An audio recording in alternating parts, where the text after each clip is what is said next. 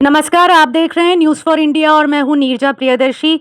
और चुनावी सरगर्मी तेज़ हो चुकी है दिल्ली में और हम पहुँचे हैं शाहदरा विधानसभा क्षेत्र में पद्मश्री जितेंद्र सिंह शंटी जी के दफ्तर में, क्योंकि हम सब यूँ तो उन्हें जानते ही हैं कोरोना वॉरियर के रूप में, एम्बुलेंस मैन के रूप में। इन्होंने तब लोगों का साथ दिया जब कोरोना काल चल रहा था और ऐसे में परिजन भी जब मरीजों के पास नहीं जा पाते थे, उनके पास कोई सुविधाएँ नहीं थी, तो शंटी साहब ने पूरे जतन से उनकी सेवा की है और जन-जन ये जानता है कि समाज सेवा की भावना इनमें कूट-कूट कर भरी है। और अब चूँकि चुनावी तारीखें पास आ रही हैं, तो हम शंटी साहब से ये जानना चाहते हैं कि उनकी क्या तैयारियाँ हैं, वो क्या उम्मीद रखते हैं इस शाहदरा क्षेत्र की जनता से? आपका बहुत-बहुत स्वागत है सर। धन्यवाद नीरजा जी, आपने मेरे को संपर्क किया। और तैयारी तो चुनाव की 2-3 फेज़ में होती है। सबसे पहला मकसद होता है इंट्रोडक्शन ऑफ द कैंडिडेट।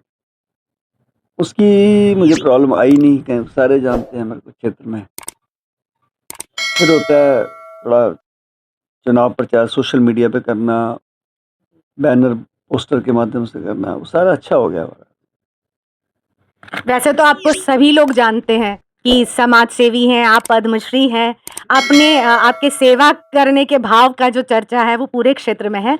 लेकिन अभी जैसे कि आम आदमी पार्टी की तरफ से महिला सम्मान योजना के तहत 2100 रुपए देने की घोषणा की गई। लेकिन हमने जब विपक्षियों के बीच में हम पहुँचे थे तो उन्होंने कहा कि ये सब चीज़ें एक चुनावी ढकोसला है, ये केवल एक चुनावी स्टंट है। इस पर आप उन्हें कुछ कहना चाहेंगे? उनका काम बोलना है, विपक्ष का काम तो होता है कि ऐसी बातों को निकाल के लाना। वो तो जब पानी बिजली की बात करी थी केजरीवाल जी ने, तब भी उन्होंने कहा था कि चुनावी जुमला है, और दिया उन्होंने। जब बसों की बात करी तब भी उन्होंने कहा था, जब मोहल्ला क्लिनिक की बात है तब भी कहा। उनका काम बोलना ही है, और कर भी क्या रहे हैं। उनके पास कोई विज़न ही नहीं है दिल्ली के लिए, खुद तो उनका कोई विज़न है नहीं। वो एक ही काम है कि केजरीवाल की खिलाफत करो, बस। इसलिए उनके कहने से कुछ होने वाला नहीं है, केजरीवाल ने जो कह दिया वो होगा।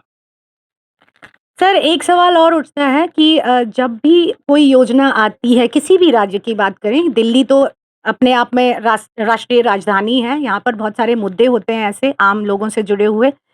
अलग-अलग दल की अपनी-अपनी राय हो सकती हैं, लेकिन हर बार यही एक आरोप लगता रहता है, जब भी कभी कोई योजना आई, तो विपक्षी हों या कुछ और लोग हों जो नहीं समझते इन चीज़ों को, तो वो ये आरोप हमेशा लगाते हैं कि ये जो सारी चीज़ें, जो सुविधाएँ मुहैया कराई हैं केजरीवाल सरकार ने अब तक, या अभी आतिशी जी भी हैं सीएम के पद पर, लेकिन वो भी वही परंपरा को आगे बढ़ा रही हैं।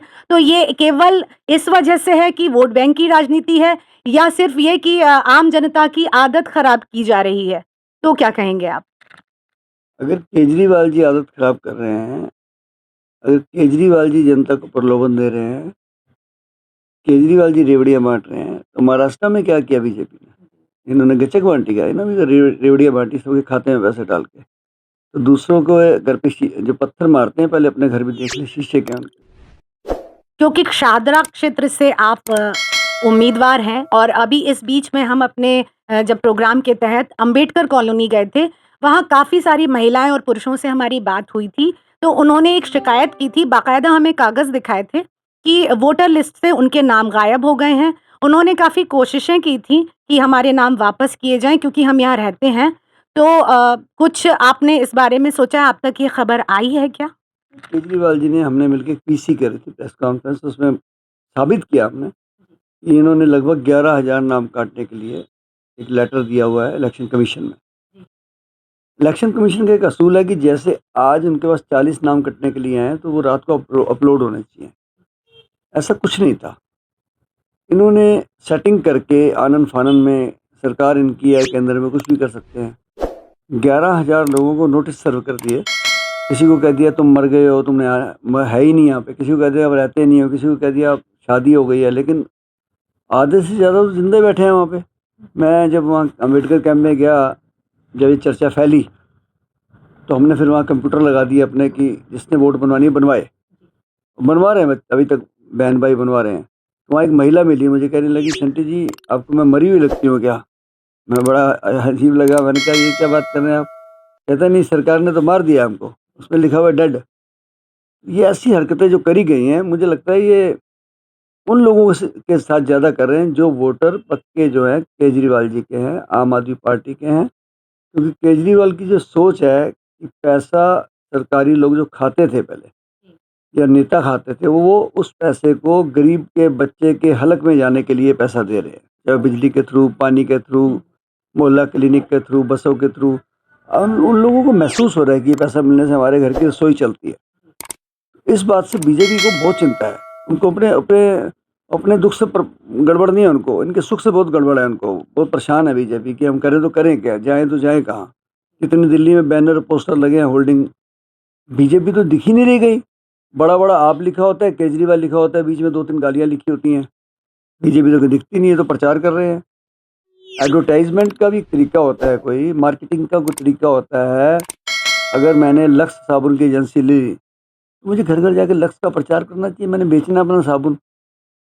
मैं अब जाके लोगों के घर में बोलूँ जी आप हमाम का साबुन मत लेना, वो नकली होता है, वो खुजली कर देगा आपको, बड़ा महंगा है, घिस जाएगा। लक्स का तो नाम ही नहीं लिया मैंने, मेरा भी लो तुम साबुन। ये कहीं नाम नहीं ले रहे कि हमें वोट डालो, क्योंकि उनके पास विजन ही कोई नहीं है। इनके पास कोई सीएम का कैंडिडेट नहीं है। आज तक नोटिफिकेशन हो गया, इनके कैंडिडेट डिक्लेयर नहीं है।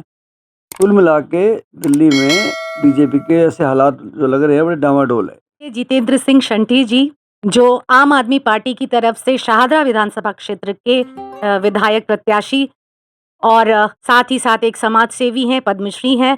इनसे हमने बहुत सारी बातें की और मुद्दा यही आता है सामने कि जब भी कभी चुनावी सरगर्मियां बढ़ती हैं, तो राजनीतिक जो पारा होता है वो भी बढ़ जाता है। अलग-अलग दलों की अपनी-अपनी राय होती है।